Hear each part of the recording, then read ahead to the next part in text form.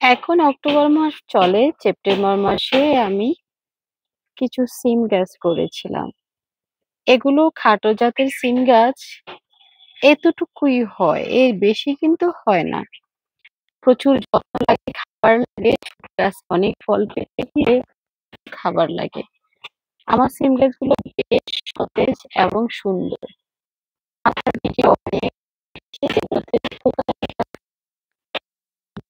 সিম আসবে। গত বছর আমি এই সিমটা করেছিলাম। এইবার আবার করেছি। বেশ কিছু বীজ রেখেছি। অতিরিক্ত অসুস্থ থাকার পরও চিন্তা করলাম ছাদে না করলে নয়। আসসালামু আলাইকুম, সবাই কেমন আছেন? আশা করছি যে যেখানে আছেন সুস্থ আছেন। আমি ছাদ বাগানে সবসময় নিত্য নতুন সবজি করে থাকি। তার মাঝে খাটো জাতগুলো চয়েস করি সবচেয়ে বেশি। তার একটাই কারণ, অল্প জায়গাতেই যাতে সুন্দর করে মনের মতো করে সবজি করা যায়। বড় বড় মাচা দিতে গেলে দেখা যায় নিচে শ্যাওলা পড়ে যায়, ঝামেলা লাগে, বড় জায়গা লাগে, জিনিসপত্রের অনেক বেশি ই যোগান লাগে। সবকিছু মিলেই দেখা যায় বড় মাচা সবসময় করে হয়ে ওঠে না। সেজন্য আমি খাটো জাতের সিমগুলো, খাটো জাতের সবজিগুলো করার চেষ্টা করি। পাশাপাশি আমি সুন্দর করে মাচা করে নিয়েছি যাতে করে দেখতেও সুন্দর লাগে আর আমার পছন্দের সব রকমের সবজিও যাতে করতে পারি। সেজন্য এই সুন্দর করে মাচা করে আমি আমার বাগানে সবজি করে থাকি। যেগুলো জিআই তার দিয়ে করা। এগুলো নিজের হাতে কেটে নিজের হাতে শেপ দিয়ে সুন্দর করে মাচা করেছি। এটা আরেকটা সিম গাছ। এটা খাটো জাত। ওটা মোটামুটি মিডিয়াম খাটো হলেও এটা একদম খাটো। এটা এতটুকুই হয়।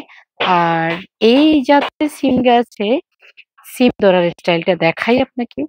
এই যে নিচ থেকে থোকা। অনেক বড় থোকা হবে আর একদম নিচ থেকে ধরা শুরু হবে।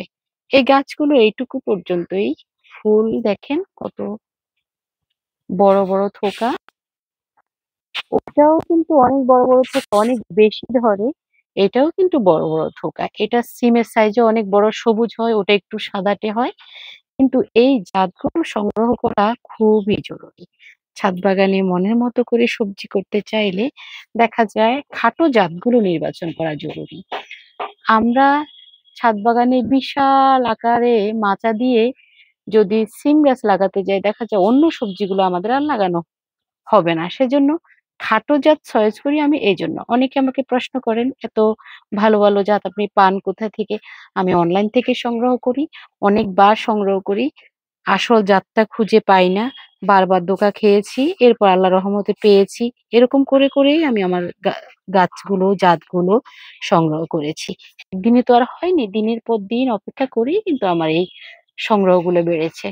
এই খাটো জাতের সিমগুলোতে আপনার প্রচুর পরিমাণে খাবার দেবেন। প্রতি ১৫ দিন পরই একটু ভার্মি কম্পোস্ট, গোবর সার দিয়ে দিবেন, সবজি পচা পানি দিবেন। আর অবশ্যই কীটনাশক স্প্রে করবেন, নিম তেল স্প্রে করবেন। তাহলে দেখা যাবে যে গাছও এরকম থাকবে, ফলনও অনেক বেশি হবে। আপনি আমার গাছগুলো আপনারা দেখেন কি সুন্দর আমার গাছগুলো মাশাআল্লাহ। কিছুদিনের ভিতরে যখন ফল আসবে তখন আমি আবার আপনাদের সাথে শেয়ার করব। সবাই অনেক ভালো থাকুন, সুস্থ থাকুন।